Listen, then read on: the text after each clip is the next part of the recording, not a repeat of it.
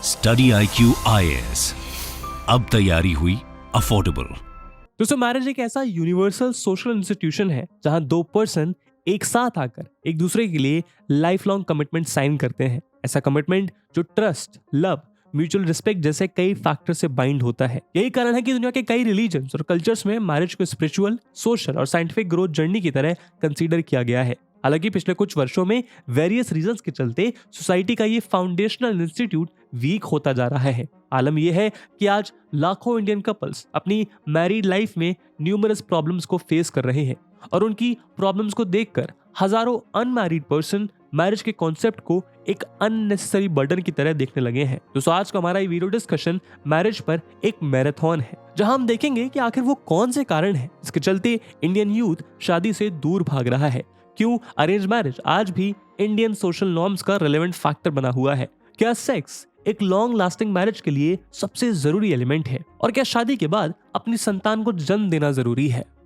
ये सवाल बड़े ही बेसिक लग सकते हैं, पर ये किसी भी शादी की आधारशिला बन सकते हैं। तो इस वीडियो को शुरू करने से पहले मैं आपको बता दूं कि ये वीडियो यूपीएससी प्रीलिम्स और मेंस दोनों एग्जामिनेशन के पर्सपेक्टिव से इंपॉर्टेंट है और इससे जुड़े सवाल आपको अपने GS1 पेपर में देखने को मिल सकते हैं।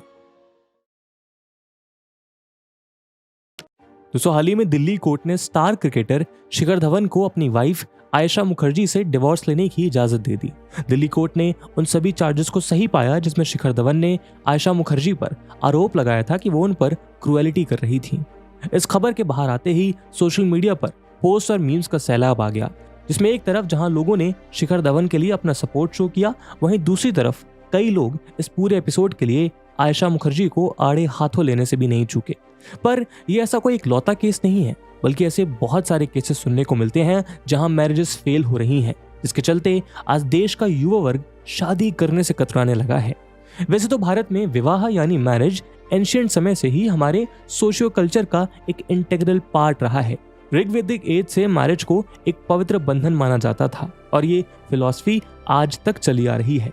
उदाहरण के लिए हिंदुइज्म के अकॉर्डिंग शादी को जीवन का एक महत्वपूर्ण संस्कार बताया गया है और ऐसा कहा जाता है कि हर हिंदू को शादी करनी ही चाहिए। साथ ही हिंदुइज्म की फिलॉसफी कहती है कि मैन और वुमेन को अपने ऑफस्प्रिंग के साथ मिलकर धर्म को प्रैक्टिस करना चाहिए। सिर्फ इतना ही नहीं, मनुष्य जीवन को जिन 4 आश्रम में विभाजित किया गया है, उसमें से दूसरे आश्रम की शुरुआत 25 वर्ष पूर्ण होने के बाद होती है। इसे गृहस्थ आश्रम कहा जाता है, जिस दौरान लोग शादी के बंधन में बंधकर अपने पारिवारिक मूल्यों का निर्वहन करते हैं। लेकिन हिस्टोरिकल मैरिज एविडेंसेस को अगर आज की मैरिजेस के साथ कंपेयर करें तो हमें कंट्रास्टिंग रिजल्ट देखने को मिलते हैं। पहले जहां छोटी उम्र में ही बच्चों की शादी करके उन्हें बाल विवाह के बंधन में बांध दिया जाता था, वहीं अब शादी के लिए रिक्वायर्ड लीगल एज के कई साल बाद भी लोग शादी करने से कतराने लगे हैं। इस चार्ट को देखिए, जिसमें मिलेनियल्स और पोस्ट मिलेनियल्स की मैरिज की विश के डेटा को दर्शाया गया है। मिलेनियल्स यानी वो लोग जिनका जन्म 1991 से 1996 के बीच हुआ हो, वहीं 1996 के बाद बॉर्न होने वालों को पोस्ट मिलेनियल्स या जेनजी कहा जाता है। UGOV मिंट CPR मिलेनियल सर्वे का डेटा बताता है कि पोस्ट मिलेनियल्स में हर 4 में से एक यंग अडल्ट शादी नहीं करना चाहता। शादी से भागने वालों में मेजॉरिटी नंबर मेल्स का है, जो अलग अलग रीजंस की वजह से इस बंधन से दूर रहना चाहते हैं। लेकिन ऐसा नहीं है कि सिर्फ मेल्स ही इस फिलॉसफी को फॉलो कर रहे हैं, बल्कि फीमेल्स में भी धीरे धीरे ये टेंडेंसी आ रही है। ऐसे में सवाल है कि आखिर वो कौन से कारण हैं जिनके चलते इंडियन यूथ मैरिजेस से दूर भाग रहा है। दोस्तों, शादी से दूर भागने का पहला इंपॉर्टेंट रीजन है फाइनेंशियल इनसिक्योरिटी और अनएम्प्लॉयमेंट। इनिशियली भारत में मैरिजेस के लिए फैमिली बैकग्राउंड को प्रायोरिटी पर रखा जाता था, यानी अगर कोई फादर अपनी लड़की की शादी किसी अच्छे घर में करना चाहते हैं तो वो लड़के का फैमिली बैकग्राउंड देखते थे। मोस्ट ऑफ द केसेस में लड़के का एम्प्लॉयमेंट स्टेटस कुछ खास इंपॉर्टेंस नहीं रखता था। लेकिन आगे चलकर जैसे जैसे लोगों ने एम्प्लॉयमेंट के लिए सिटीज का रुख करना शुरू किया तो फाइनेंशियल स्टेबिलिटी मस्ट हो गई। अब फादर्स चाहते हैं कि उनकी बेटी की शादी एक ऐसे लड़के से हो जो अच्छी जगह पर एम्प्लॉयड हो और फाइनेंशियली स्टेबल हो। लेकिन आज के सिनेरियो में इंडिया में अनएम्प्लॉयमेंट के रेट्स काफी हाई हैं। Centre for monitoring Indian economy के अकॉर्डिंग भारत में अनएम्प्लॉयमेंट रेट करेंटली 7.95% है और ऐसे में जाहिर है कि अनएम्प्लॉयड मेल्स शादी करके अपना फाइनेंशियल बर्डन बढ़ाना नहीं चाहते। यहाँ पर आर्गुमेंट जरूर कर सकते हैं कि एक मेल का फाइनेंशियल बर्डन बढ़ेगा कैसे अगर उसकी वाइफ एम्प्लॉयड हो, लेकिन भारत जैसे देश में जहां आज भी women force work participation rate काफी कम है, वहां पे कई सारे इंडियन हाउस होल्ड्स में आज भी घर का कारभार मेल ही संभाल रहे होते हैं। उनका मेन फोकस ये होता है कि जितना भी पैसा कमा रहे हैं उससे अपनी फैमिली की देखभाल कर सकें या फिर उनके शौक पूरे कर सकें। साथ ही ऐसे मेल्स जो एम्प्लॉयड तो हैं लेकिन उनकी अर्निंग कम है, उनमें से भी काफी लोग शादी नहीं करना चाहते। डेटा के अकॉर्डिंग ऐसे सभी हाउस होल्ड जिनकी मंथली इनकम 10,000 रुपए से कम है, उनके 40% यंग अडल्ट लोग शादी नहीं करना चाहते। वही जिन हाउस होल्ड की मंथली इनकम 60,000 रुपीज से ज्यादा है, उनके सिर्फ 20% यंग अडल्ट शादी नहीं करना चाहते। इस डेटा के कंपैरिजन से समझा जा सकता है कि कम इनकम वाले हाउस होल्ड में यंग अडल्ट शादी करने में भी कम इंटरेस्टेड होते हैं। फाइनेंशियल इनसिक्योरिटी मैरिटल रिलेशनशिप्स पर काफी बड़ा प्रेशर डालती है। इसकी वजह से मैरिटल रिलेशनशिप्स टूट भी सकते हैं। फाइनेंशियल स्टेबिलिटी को किसी भी सक्सेसफुल मैरिज के फाउंडेशनल एस्पेक्ट्स में से एक माना जा सकता है और इसीलिए इंडियन हाउस होल्ड में किसी भी लड़की के पेरेंट्स चाहते हैं कि उनकी बेटी की शादी फाइनेंशियली स्टेबल हाउस होल्ड में हो। जब ये स्टेबिलिटी प्रभावित होती है तो उससे पर्सनल रिलेशनशिप्स भी नेगेटिवली इंपैक्ट होते हैं और इसी चीज से बचने के लिए लो इनकम वाले यंग अडल्ट्स शादी करने से हिचकिचाते हैं। सोसाइटल नॉर्म्स और एक्सपेक्टेशंस भी फाइनेंशियल बर्डन मेल्स पर ही डालते हैं। इसका प्रेशर मेल्स को फील होता है। अगर किसी भी रीजन की वजह से मेल्स ये एक्सपेक्टेशन मीट नहीं कर पाते तो फ्रस्ट्रेशन की फीलिंग डेवलप हो सकती है जो रिलेशनशिप्स को नेगेटिवली इंपैक्ट करती है। इससे मेल की सेल्फ स्टीम पर भी बुरा असर पड़ता है क्योंकि अगर लो इनकम होगी तो मेल अपनी फैमिली के लिविंग स्टैंडर्ड को बेहतर नहीं कर पाएगा जो उसकी सेल्फ स्टीम को इम्पैक्ट करता है। इसकी वजह से मेंटल हेल्थ चैलेंजेस भी डेवलप हो सकते हैं। अनएम्प्लॉयमेंट और फाइनेंशियल इनसिक्योरिटी एक चैलेंजिंग सिचुएशन है जो इंडिविजुअल्स को मल्टीपल लेवल्स पर अफेक्ट करती है। इन चैलेंजेस को रिकॉग्नाइज और एड्रेस करना इंपॉर्टेंट है ताकि मेल्स को रिक्वायर्ड सपोर्ट और हेल्प प्रोवाइड करी जा सके। दोस्तों, फाइनेंशियल स्टेबिलिटी की ही तरह इंडियंस के मैरिज ना करने का दूसरा बड़ा कारण एवर इंक्रीजिंग फेल्ड मैरिजेस को माना जा सकता है। वैसे तो डेटा के अकॉर्डिंग भारत में वर्ल्ड का लोवेस्ट डिवोर्स रेट देखा जाता है, जहां हर 100 मैरिटल रिलेशनशिप्स में से सिर्फ एक का डिवोर्स होता है। यानी इंडिया में डिवोर्स रेट 1% है। पर एक ऐसा देश जो मुख्य रूप से हिंदू डोमिनेटेड कंट्री है और जिस कल्चर में डिवोर्स जैसा कॉन्सेप्ट एग्जिस्ट ही नहीं करता, उसमें 1% का रेट भी अब बड़ा लगने लगा है। साथ ही भले ही डिवोर्स रेट 1% हो, लेकिन ऐसे केसेस फाइल होने का नंबर इससे बहुत ज्यादा है और इस तरह की मैरिजेस का उन सिंगल मैन के ऊपर प्रोफाउंड इम्पैक्ट हो सकता है जो शादी करने की सोच रहे हों। फेल्ड मैरिजेस इन्वॉल्व लोगों के अंदर इमोशनल स्कार छोड़कर जाती है। ये इमोशनल स्कार उन लोगों के क्लोज सर्कल में रहने वाले दूसरे सिंगल लोगों द्वारा भी विटनेस किया जाता है और उन सिंगल लोगों को ऐसे ही सिमिलर इमोशनल ट्रॉमा से गुजरने का डर होता है जो उन्हें शादी ना करने के लिए मजबूर कर रहा है। फेल्ड मैरिजेस सिंगल्स को वार्निंग साइन की तरह लगती हैं और इसलिए वो मैरिज के पोटेंशियल रिस्क को कंसीडर करने लग जाते हैं। इमोशनल, फाइनेंशियल और सोसाइटल कंसर्न्स के साथ पर्सनल एक्सपीरियंस मिलकर एक इंडिविजुअल के शादी करने के डिसीजन चेंज कर सकती हैं। इसलिए जरूरी है कि इन कंसर्न्स को प्रॉपर्ली एड्रेस किया जाए ताकि हेल्दी और फुलफिलिंग रिलेशनशिप को प्रमोट किया जा सके।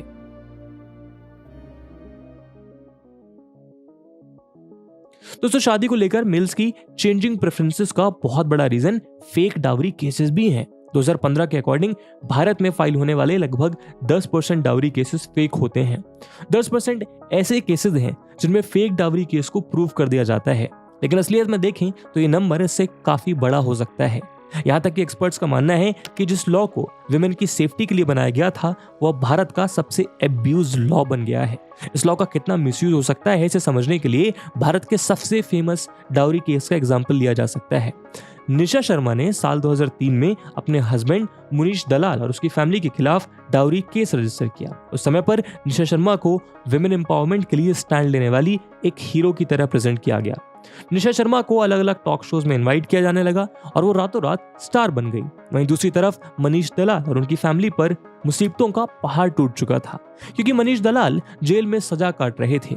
लेकिन 9 साल बाद जब कोर्ट का फैसला आया तो मनीष दलाल इनोसेंट प्रूव हुए और उन्हें रिहा कर दिया गया, पर सारा डैमेज ऑलरेडी हो चुका था। केस इस बात को समझाने के लिए काफी है कि मेल पर्सन के ऊपर किया गया फेक केस उसकी जिंदगी किस कदर तबाह कर सकता है। सिर्फ इतना ही नहीं, किसी भी प्रकार के केस में एलिमनी के रूल्स भी फीमेल को फेवर करते हैं। उदाहरण के लिए, अगर किसी पर्सन की सैलरी 1 लाख रुपए पर मंथ है तो उसमें से लगभग 30,000 यानी 30% सैलरी फीमेल को एलिमनी के रूप में देनी होती है। सिर्फ इतना ही नहीं, अगर कोई वन टाइम सेटलमेंट चाहता है तो हस्बैंड की टोटल नेटवर्थ का 1/5 तक वाइफ को देना पड़ सकता है। इन्हीं सब लॉस के चलते अक्सर कई फीमेल्स इनका मिसयूज करती हैं और इनोसेंट मेल्स को सफर करना पड़ता है। Majority of the dowry cases में फैसला कोर्ट के अंदर नहीं बल्कि कोर्ट के बाहर ही हो जाता है। ऐसे में ज्यादातर केसेस में कॉम्प्रोमाइज करके केस को समाप्त कर दिया जाता है, पर उसके लिए मेल्स को हेफ्टी अमाउंट पे करना पड़ता है।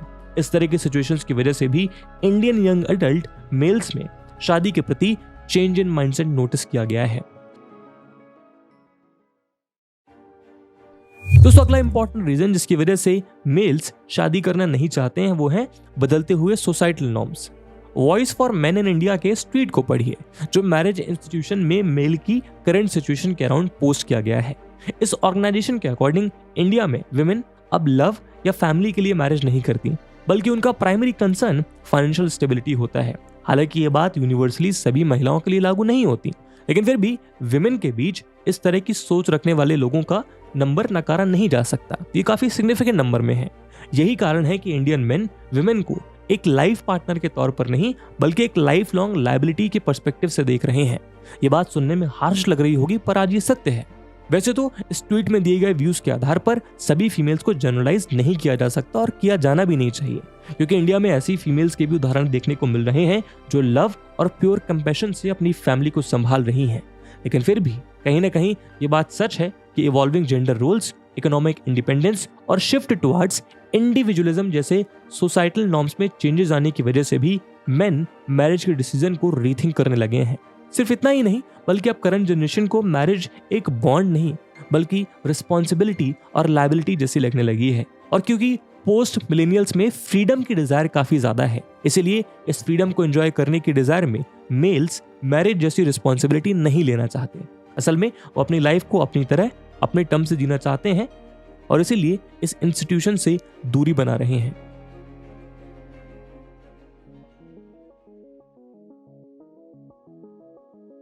दोस्तों, शादी की पवित्र बंधन की इंपॉर्टेंस इंडियन कल्चर में कभी कम नहीं होगी, लेकिन इन रीजंस की वजह से फिलहाल इंडियन यंग अडल्ट में मेन शादी से दूर भागते दिखाई दे रहे हैं। इंडियन मन के शादी ना करने का फैसला सोशल, इकोनॉमिकल, कल्चरल और पर्सनल फैक्टर से मिलकर बनता है, जहां कुछ main changing societal norms, career aspirations और पर्सनल चॉइस जैसे रीजंस की वजह से सिंगल रहना प्रेफर कर सकते हैं। वहीं दूसरी तरफ ये समझना भी जरूरी है कि हर इंसान के लिए ये सेम थ्योरी फिट नहीं हो सकती और हर किसी के डिफरेंट रीजंस हो सकते हैं। सोसाइटी को इन इंडिविजुअल चॉइसेस की रिस्पेक्ट करनी चाहिए और ये इंश्योर करना चाहिए कि हर इंडिविजुअल्स के पास शादी के बारे में डिसीजन लेने की फ्रीडम हो, क्योंकि हिंदुस्तान में शादी सिर्फ दो इंसान ही नहीं बल्कि दो परिवारों का भी मिलन माना जाता है। पर कई बार फैमिली प्रेशर के चलते भी वो सिर्फ परिवारों का मिलन ही बनकर रह जाता है और उसमें दो इंडिविजुअल की चॉइसेस काफी कम हो जाती हैं। इस पर काफी सुधार करने की जरूरत है, क्योंकि जो प्यार, भरोसे और एक दूसरे के प्रति अपने विश्वास को आधार बनाकर बनते हैं वो हर मुसीबत का एक साथ सामना करते हैं और ऐसे में उनकी आपसी कॉम्पैटिबिलिटी, अंडरस्टैंडिंग और एक बेहतर शादी का स्कोप भी बढ़ जाता है। और आजकल तो लव मैरिज का जमाना है, कौन करता है अरेंज मैरिज? दोस्तों, आजकल हमारे पेरेंट्स के बीच हो रहे डिस्कशन से लेकर हमारे फ्रेंड सर्कल में आपको ऐसे स्टेटमेंट्स अक्सर सुनने को मिल जाएंगे। आफ्टर ऑल, हमारा देश जहां प्रीडोमिनेंटली अरेंज मैरिजेस को ही कंपैरेटिवली ज्यादा सोशली एक्सेप्टेबल माना जाता है, वहीं अब ये माना जाने लगा है कि अरेंज मैरिजेस गुजरे जमाने की बात हो चुकी है। और ऐसा हो भी क्यों ना? आफ्टर ऑल, जिस तेजी से भारत में डेटिंग एप्स का यूज बढ़ रहा है उसे देखकर ये समझना मुश्किल नहीं है कि आज के भारतीय युवा अरेंज मैरिजेस के बजाय लव मैरिजेस में बिलीव करते हैं। अब देखिए ना, 2023 में मैकेफी द्वारा पब्लिश रिपोर्ट में ये बात सामने आती है कि देश के 75% लोग डेटिंग एप्स पर अपना और भी ज्यादा टाइम स्पेंड करना चाहते हैं और शायद इसी के चलते बीते 5 सालों में भारत में टिंडर और बम्बल जैसे डेटिंग एप्स के कंबाइंड यूजर्स 20 मिलियन से बढ़कर 2023 में 82 मिलियन से भी ज्यादा हो चुके हैं।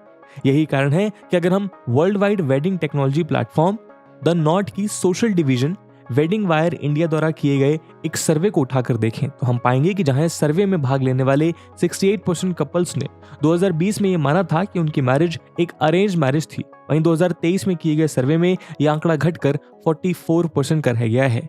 ऐसे में ये समझना मुश्किल नहीं है कि भारत के एडवांसिंग डेटिंग कल्चर के बीच इंडियन यूथ द्वारा अरेंज मैरिजेस के बजाय लव मैरिज को ही प्रायोरिटी देना लाजमी है। मगर इस कंक्लूजन पर पहुंचने से पहले जरा ठहरिए, क्योंकि डेटा के इस हेर फेर में उलझकर हम असलियत से कहीं दूर हैं। क्योंकि यहाँ ध्यान देने वाली बात यह है कि इनमें से ज्यादातर सर्वे और रिपोर्ट्स का या तो सैंपल साइज बेहद कम है या फिर उनके ऑब्जर्वेशंस भारत के कुछ मेट्रो सिटीज तक ही सीमित हैं। अब देखिए ना, वेडिंग वायर इंडिया की रिपोर्ट का सैंपल साइज महज 5000 है, जो कि मोस्टली दिल्ली तक ही सीमित है। वहीं केवल 2020 से लेकर 2023 के बीच का कंपैरिजन ही प्रेजेंट करती है। बल्कि अगर हम इंडियन वेडिंग्स को एक ब्रॉडर पर्सपेक्टिव में देखें तो हम पाएंगे कि आज भी इंडियन यूथ अपने ग्रैंड पेरेंट्स की तरह ही शादियां कर रहा है। जहां 2018 में देश भर के 1,60,000 हाउसहोल्ड्स में किए गए एक सर्वे में ये बात सामने आई कि देश में लव मैरिजेस का आंकड़ा केवल 3% है। ऐसे में अगर मान भी लिया जाए कि बीते कुछ सालों में लव मैरिजेस का ग्राफ ऊपर गया है, तो भी इसमें कोई दोहराए नहीं है कि आज भी देश में होने वाली ज्यादातर वेडिंग्स अरेंज्ड ही हैं। बल्कि अगर हम इस आंकड़े को ईयर वाइज सैंपल से कंपेयर करें तो हम पाएंगे कि जहां 20 से 30 साल के यूथ के बीच अरेंज मैरिजेस के चलन 90% के आसपास है, वहीं उनके ग्रैंड पेरेंट्स यानी 70 से 90 ईयर्स की एज के बीच की जनरेशन के बीच यह आंकड़ा 94% ही था। यानी 2 जनरेशन बीत जाने के बाद भी देश में अरेंज मैरिजेस को लेकर प्रेफरेंसेस जस के तस बनी हुई हैं। बल्कि कुछ न्यूज रिपोर्ट्स तो ये तक बताती हैं कि बीते कुछ सालों में बेंगलुरु जैसे देश के मोस्ट कॉस्मोपॉलिटन और एडवांस मेट्रोज में भी यूथ के बीच अरेंज मैरिजेस का चलन तेजी से बढ़ रहा है। ऐसे में प्रश्न ये उठता है कि आज के टिंडर, बम्बल, हिंज जैसे एप्स के राइजिंग कल्चर के बीच भी भारत में अरेंज मैरिजेस का प्रेवलेंस इतना ज्यादा क्यों है।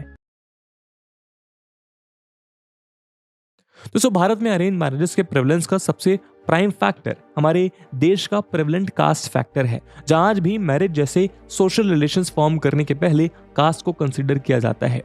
उदाहरण के लिए 2014 में national council for applied economic research द्वारा कराए गए इंडियन ह्यूमन डेवलपमेंट सर्वे में ये बात सामने आई है कि देश के अर्बन और रूरल दोनों एरिया में मिलाकर केवल 5% मैरिजेस ही इंटरकास्ट थी, जो आंकड़ा 1970 से लेकर 2015 तक पिछले 4.5 डिकेड्स में भी लगभग इसी प्रोपोर्शन के आसपास स्थिर है।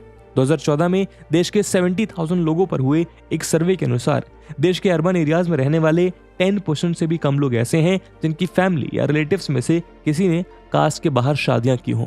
वहीं इस सर्वे में फैमिली या रिलेटिव्स में किसी की इंटर रिलीजन मैरिजेस होने का यह आंकड़ा 5% से भी कम था।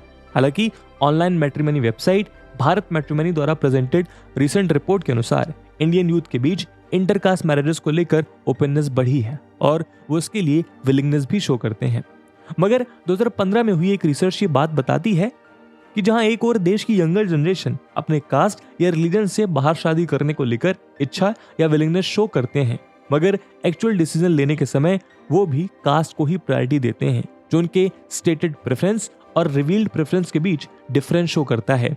इस रिसर्च में रिसर्चर्स ने मैट्रिमोनियल वेबसाइट्स के थ्रू 1000 प्रोस्पेक्टिव ब्राइड्स को कांटेक्ट किया, जहां उनमें से लगभग आधी ब्राइड्स ने अपनी कास्ट से बाहर के पोटेंशियल पार्टनर्स में इंटरेस्ट को एक्सप्रेस किया, मगर एक्चुअल सिलेक्शन के समय उनमें से लगभग सभी ने अपने कास्ट के ग्रूम को ही सिलेक्ट किया। हालांकि इस चॉइस के पीछे एक बड़ा कारण यूथ के माइंडसेट की कंडीशनिंग भी हो सकती है, जहां अपनी फैमिली की चॉइसेस को समझते हुए इंडियन यूथ इंटरकास्ट मैरिज जैसे सोशली रेबेलियस कंसीडर किए जाने वाले प्रैक्टिस को करने से बचते हैं। हालांकि इस बात को जनरलाइज नहीं किया जा सकता, क्योंकि देश के कई हिस्सों में लव मैरिज एक सोशली एक्सेप्टेबल नॉर्म भी है।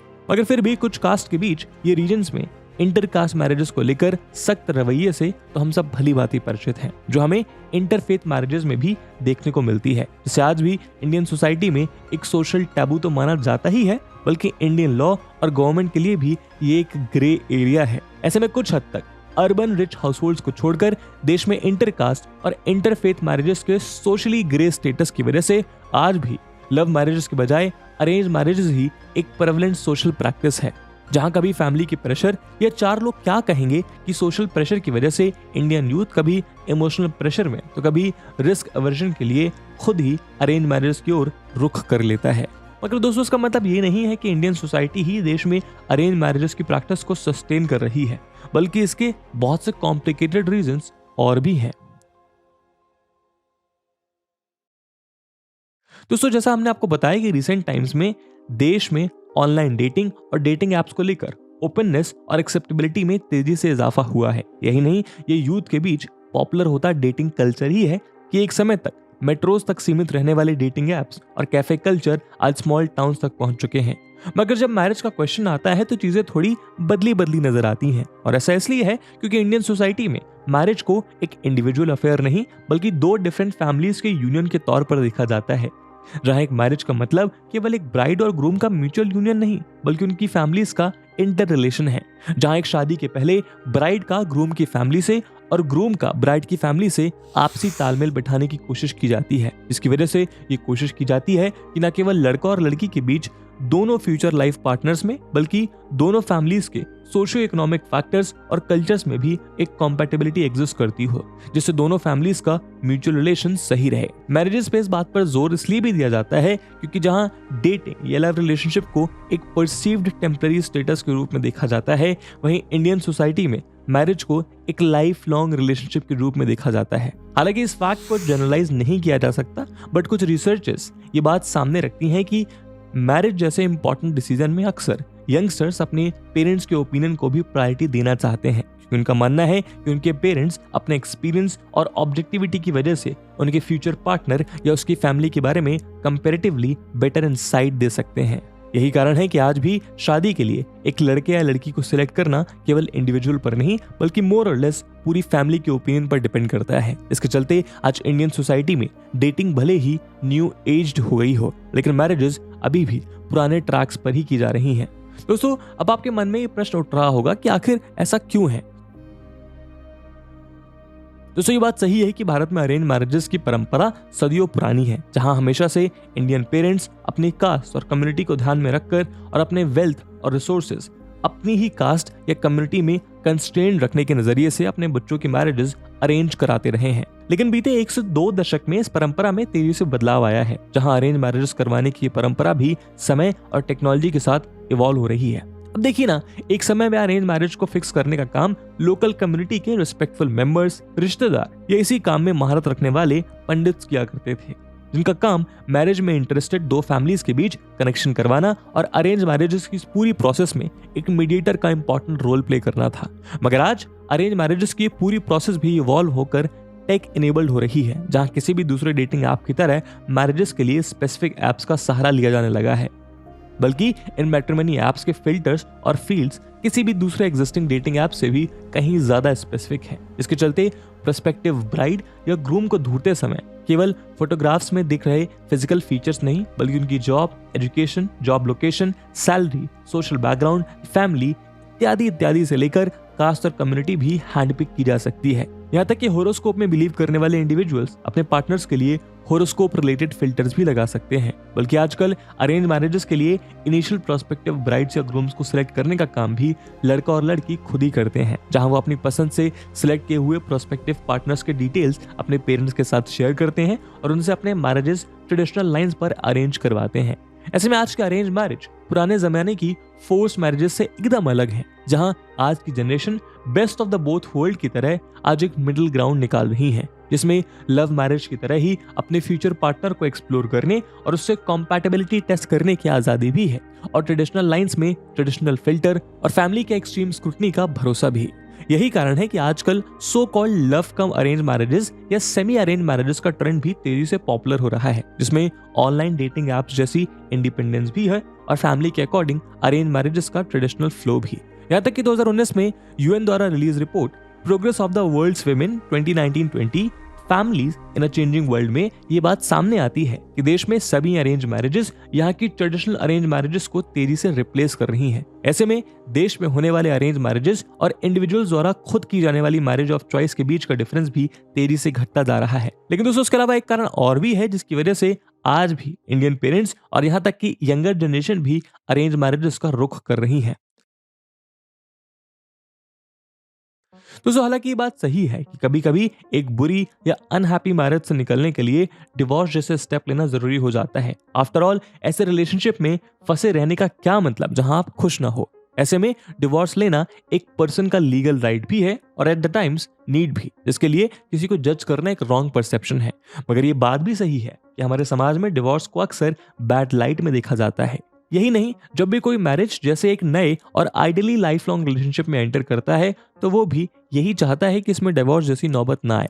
और यही बात अरेंज मैरिजेस के फेवर में जाती है। जी हाँ, ये बात सही है कि अरेंज या लव मैरिज के टैग से उस रिलेशनशिप की क्वालिटी को जज नहीं किया जा सकता, लेकिन स्टैटिस्टिक्स यही बताते हैं कि देश में अरेंज मैरिजेस में डिवोर्स रेट लव मैरिज के कंपैरिजन में बेहद कम है, बल्कि 1% डिवोर्स रेट के साथ दुनिया के बाकी सभी देशों के कंपैरिजन में भारत में ही सबसे कम डिवोर्स होते हैं, जिसके पीछे यहाँ के अरेंज मैरिजेस सेटअप को ही एक बड़ा कारण माना जाता है। जबकि इसके उलट इसी साल सुप्रीम कोर्ट ने एक ऑब्जर्वेशन प्रेजेंट करते हुए ये कहा कि भारत में बढ़ते डिवोर्स रेट के पीछे यहाँ लव मैरिजेस का बढ़ता चलन ही है। हालांकि लव मैरिजेस को इस तरह नेगेटिव लाइट में प्रेजेंट करना गलत होगा। साथ ही भारत के लो डिवोर्स रेट को यहाँ के कॉम्प्लेक्स डिवोर्स प्रोसेस ये लीगल हैसल से भी जोड़कर देखा जा सकता है।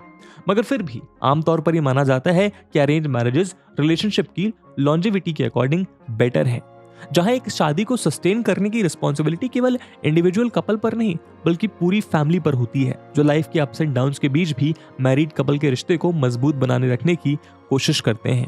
अरेंज मैरिजेस के इस परसीव्ड और सब्जेक्टिव बेटर सक्सेस रेट की वजह से ही भारत से बाहर रह रहे इंडियन एक्सपर्ट्स भी अरेंज मैरिजेस का रुख कर रहे हैं, जहां उनका मानना है कि फॉरेन सॉइल में भी अपने कल्चर को प्रिजर्व रखने और नेक्स्ट जनरेशन तक पहुंचने के साथ साथ आज के कॉम्प्लेक्स टाइम्स में पार्टनर के साथ साथ फैमिली की रिक्वायर्ड सपोर्ट के लिहाज से फैमिली को ऑनबोर्ड लेकर की गई अरेंज मैरिजेस एक बेटर ऑप्शन है। जबकि उनका मानना है कि लव मैरिज में डिफरेंट कम्युनिटीज से आने वाले पार्टनर्स के लिए ऐसा करना मुश्किल होगा। खैर दोस्तों, अब लव मैरिज और अरेंज मैरिज में क्या बेटर है इसको आंकड़ों के बेसिस पर साबित नहीं किया जा सकता। कहीं ना कहीं एक बहुत इंडिविजुअल डिसीजन है। लेकिन आप हमें कमेंट सेक्शन में जरूर बताइएगा कि आने वाले वक्त में एज अ यूथ आप क्या प्रेफर करेंगे, लव मैरिज या अरेंज मैरिज, और दोनों के क्या पॉजिटिव्स और नेगेटिव्स हो सकते हैं। What is the one myth about marriage that got busted as soon as you tied the knot? I mean, that you have sex on the first night. There's no such thing as Suhagrat. You're tired, except for Extreme Me here. But I was exhausted. There's no such thing as a Suhagrat. You're so exhausted with everybody, you just want to go to sleep. This looks like a job for ass man. Yeah, except for ass man. दोस्तों, आज से कुछ महीनों पहले Bollywood actress Alia Bhatt ने coffee with Karan show पर अपने एक इंटरव्यू में सोशली टैबू की तरह कंसीडर किए जाने वाले सेक्स आफ्टर मैरिज सब्जेक्ट पर बातचीत करते हुए अपने पर्सपेक्टिव को साझा किया। इस दौरान एक ओपन माइंडसेट रखते हुए आलिया भट्ट ने अपनी फर्स्ट नाइट और सेक्स रिलेटेड दूसरी चीजों को खुलकर डिस्कस किया। सिमिलरली शाहिद कपूर की वाइफ मीरा राजपूत ने भी अपने ऐसे ही एक इंटरव्यू में ये एक्सेप्ट किया कि उनकी मैरिड लाइफ में सेक्स एक प्रायोरिटी है। लेकिन ये तो सिर्फ कुछ एग्जाम्पल्स हैं। असल में ऐसे ढेरों टेस्टिमोनियल्स हैं जहां फेमस और नॉन फेमस पर्सनालिटीज ने ये माना है कि सेक्स उनकी मैरिड लाइफ का एक इम्पॉर्टेंट एस्पेक्ट है, एक ऐसा एस्पेक्ट जो लव, ट्रस्ट या म्यूचुअल रिस्पेक्ट जैसे दूसरे फैक्टर्स की तरह उनकी मैरिज को इंटैक्ट बनाए रखने में हेल्प करता है। हालांकि ये भी एक हार्श रियलिटी है कि आज भी हमारी सोसाइटी मैरिज और उसमें सेक्स की इंपॉर्टेंस पर खुलकर बातचीत करने से कतराती है। आलम यह है कि आज इंडियन कपल्स अपनी फेल्ड मैरिज या डिवोर्स के लिए रिस्पॉन्सिबल रीजंस में से एक रीजन अनहैप्पी सेक्स लाइफ को भी मान रहे हैं। लेकिन फिर भी खुद को मॉडर्न कंसीडर करने वाला हमारा ये समाज इस टैबू सब्जेक्ट पर बात नहीं करना चाहता, बावजूद इसके कि आज से हजारों साल पहले हमारे एंसेस्टर्स द्वारा लिखी गई किताबों और उनके द्वारा बनाए गए आर्किटेक्चरल मास्टरपीसेस में इस सब्जेक्ट को ओपनली डिस्कस किया गया है। उदाहरण के लिए खजुराहो में बनी हुई सेक्स इमेजेस और आइडल्स इस बात का जीता जागता सबूत हैं कि हिंदुइज्म के अर्ली फॉर्म में लाइफ क्रिएशन के इस प्रोसेस को लेकर काफी लिबरल थॉट्स मौजूद थे। सिमिलरली संस्कृत में वत्सयान द्वारा लिखी गई कामासूत्रा में भी लव, लाइफ और मैरिज में सेक्स को लेकर विस्तार पूर्वक चर्चा की गई है। इसी तरह बाइबल में भी शादी के बाद सेक्सुअल फुलफिलमेंट को लेकर क्लियर डायरेक्टिव्स मेंशन किए गए हैं और कहा गया है कि शादी के बाद हस्बैंड और वाइफ दोनों को अपनी दूसरी सोशल ड्यूटीज की ही तरह मैरिटल ड्यूटी को भी निभाना चाहिए। इसी तरह आज मैरिज रिलेटेड इशू से डील करने वाले प्रोफेशनल भी इस बात को एक्सेप्ट करते हैं कि कई केसेस में उन्होंने ये पाया है कि जिन कपल्स की सेक्स लाइफ अगर अच्छी नहीं होती, यानी वो कपल्स जो अपने पार्टनर के साथ रेगुलर सेक्सुअल एक्टिविटी में इन्वॉल्व नहीं होते, उनके बीच में कॉम्पैटिबिलिटी इश्यूज क्रिएट होने के चांसेस सबसे ज्यादा होते हैं। ऐसे कॉम्पैटिबिलिटी इशू जो लॉन्ग रन में पार्टनर्स के बीच एक रिफ्ट को क्रिएट कर देते हैं। यही कारण है कि ऐसे प्रोफेशनल्स सेक्स को सिर्फ मैरिड लाइफ का एसेंशियल एलिमेंट ही नहीं बल्कि एक हैप्पी मैरिड लाइफ को गारंटी करने वाला टूल भी मानते हैं। ऐसे में सवाल है कि क्या सच में सक्सेसफुल मैरिज के लिए सेक्स एक इंपॉर्टेंट इंग्रेडिएंट है? अगर हाँ, तो क्यों हमारा समाज, हमारा घर परिवार इस बेसिक लाइफ क्रिएटिंग प्रोसेस को घृणा के नजरिए से देखता है? आइए आज के इस वीडियो में हम इसी डिस्कशन को इनिशिएट करते हैं। दोस्तों, सेक्स ह्यूमन एक्सपीरियंस का एक इंटीग्रल पार्ट है जो हेल्दी और फुलफिलिंग मैरिज की डायनामिक्स में क्रूशियल रोल निभाता है। भले ही ये किसी सक्सेसफुल मैरिज का सोल फाउंडेशन नहीं है, लेकिन सेक्सुअल इंटीमेसी कपल्स के बीच बॉन्ड को स्ट्रॉन्ग करने में बड़ा रोल प्ले करती है। सेक्सुअल इंटीमेसी फिजिकल और इमोशनल कनेक्शन को स्टैब्लिश करने में हेल्प करती हैं। सेक्स के माध्यम से कपल्स फिजिकली कनेक्ट जरूर करते हैं, लेकिन इसका सिग्निफिकेंस फिजिकल एक्ट से कहीं ज्यादा है। ये कपल्स को अपॉर्चुनिटी देता है कि वो अपने लव और डिजायर को एक दूसरे के साथ कम्युनिकेट कर सकें, जो उनके बीच इमोशनल क्लोजनेस को डेवलप करता है। सेक्सुअल एक्टिविटीज में एंगेज होने की वजह से कपल्स के बीच एक यूनिक बॉन्ड की फॉर्मेशन होती है, जो उनके बीच लव, कनेक्शन और इंटीमेसी की फीलिंग को ग्रो करता है, जिन्हें दूसरे मेथड से रेप्लिकेट करना काफी मुश्किल हो सकता है। सेक्सुअल इंटीमेसी पार्टनर्स के बीच कम्युनिकेशन को एनहांस करने में भी हेल्प करती है। किसी भी सक्सेसफुल मैरिज के लिए ओपन और ऑनेस्ट कम्युनिकेशन फंडामेंटल रिक्वायरमेंट है। सेक्सुअल एक्टिविटी में एंगेज होकर पार्टनर्स अपने डिजायर्स, प्रेफरेंसेस और बाउंड्रीज को एक दूसरे के साथ कम्युनिकेट कर पाते हैं।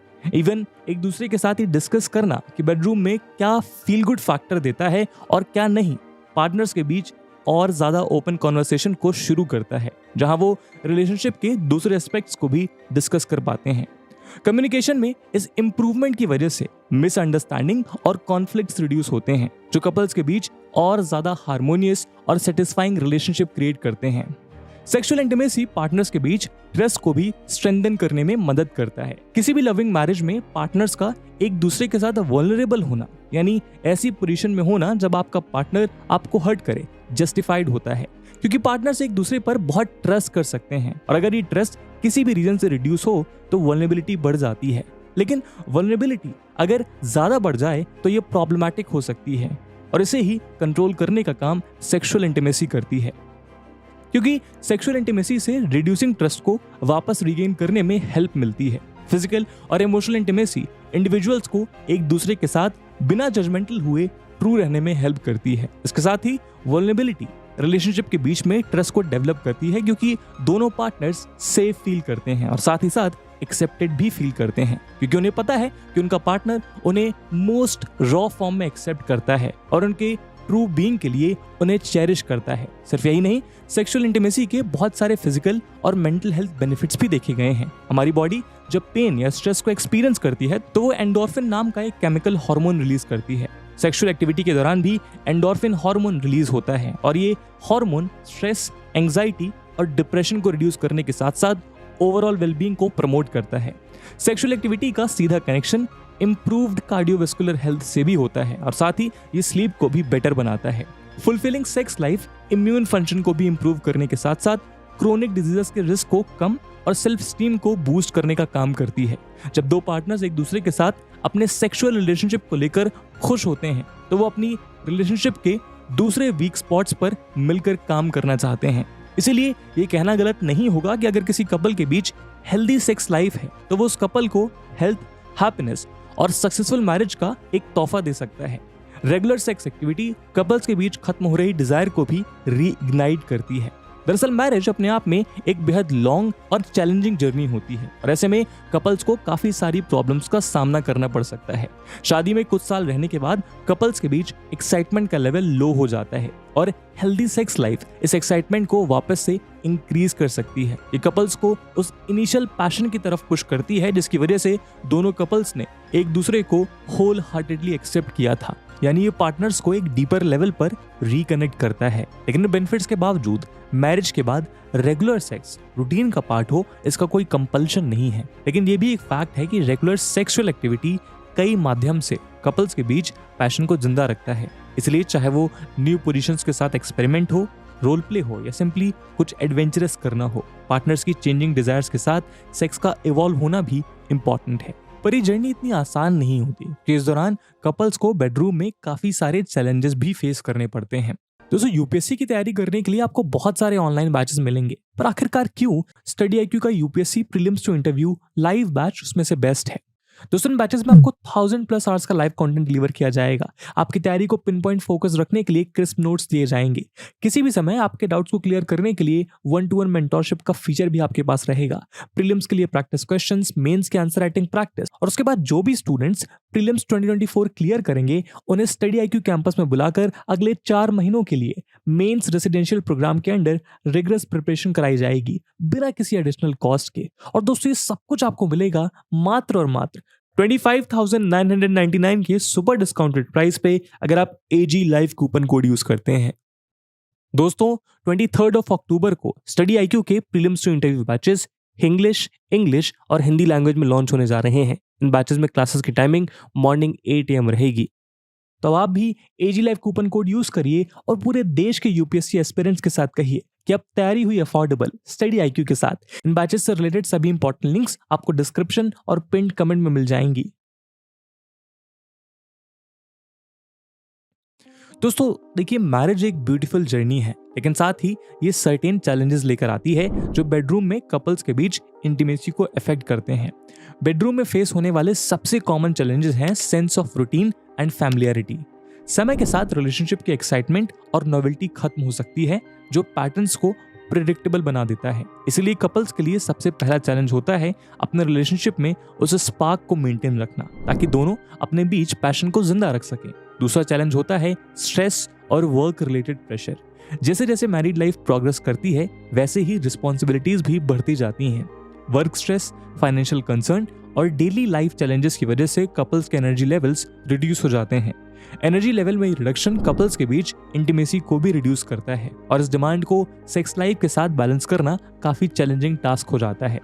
तीसरा चैलेंज है पार्टनर्स के बीच लिबिडो यानी सेक्सुअल डिजायर में डिफरेंसेस जो समय के साथ इमर्ज हो सकते हैं, क्योंकि ह्यूमंस के साथ सेक्स में इमोशनल वैल्यूज भी अटैच्ड होती हैं और ह्यूमंस के लिए सेक्स एक प्लेजर एक्टिविटी भी होती है। इसलिए जब ये इमोशंस हाई होते हैं तो सेक्सुअल डिजायर भी हाई होती है जो समय, काल, परिस्थिति के साथ आगे चलकर रिड्यूस हो सकती है।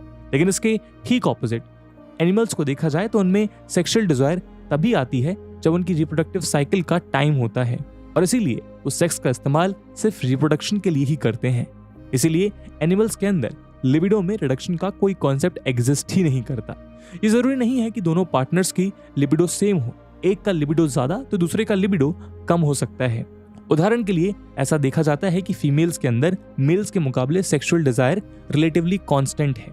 जनरली मेल्स शादी के बाद 5 से 7 या फिर 10 साल तक सेक्सुअल एक्टिविटी के लिए एक्साइटेड होते हैं, लेकिन इसके बाद उनकी लिबिडो रिड्यूस होने लगती है। वहीं इसके कंपैरिजन में फीमेल की sex drive over the period of time काफी कांस्टेंट देखी गई है। ऐसे में आगे बढ़ने के साथ एक सर्टेन पॉइंट पर आने के बाद मेल का लिबिडो फीमेल से कम हो जाता है, जो पार्टनर्स के बीच फ्रस्ट्रेशन, रिजेक्शन और इनएडिक्वेसी की फीलिंग को डेवलप करती है। हालांकि ये trend person to person vary कर सकता है। तो उसके बाद फोर्थ चैलेंज है बॉडी इमेज और सेल्फ स्टीम। मैरिज के बाद कपल्स की अपीयरेंस में काफी सारे चेंजेस आते हैं और ये चेंजेस जनरली नेगेटिव होते हैं। फीमेल में चाइल्ड बर्थ और एज के साथ वेट गेन देखने को मिलता है। वहीं मेल्स बॉडी में भी शादी के बाद वर्क और फाइनेंशियल स्ट्रेस के चलते बॉल्डनेस जैसे काफी सारे चेंजेस आ सकते हैं। इन रीजंस की वजह से इंडिविजुअल्स में अपनी बॉडी इमेज और सेल्फ स्टीम को लेकर कंसर्न्स डेवलप हो जाते हैं। ये कंसर्न्स अल्टीमेटली बेडरूम में उनके कॉन्फिडेंस को नेगेटिवली इफेक्ट करते हैं। इसी तरह एक और इम्पॉर्टेंट चैलेंज है lack of privacy and intimacy.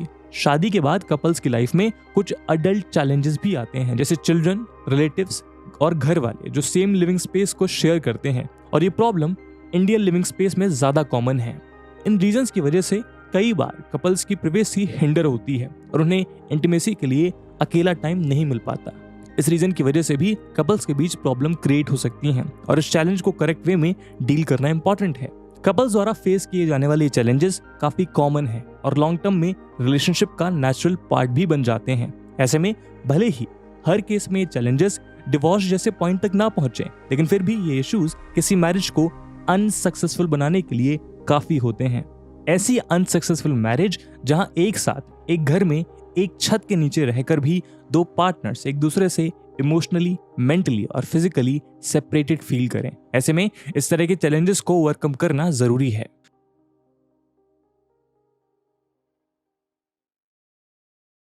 दोस्तों सबसे पहला सॉल्यूशन होगा इफेक्टिव कम्युनिकेशन।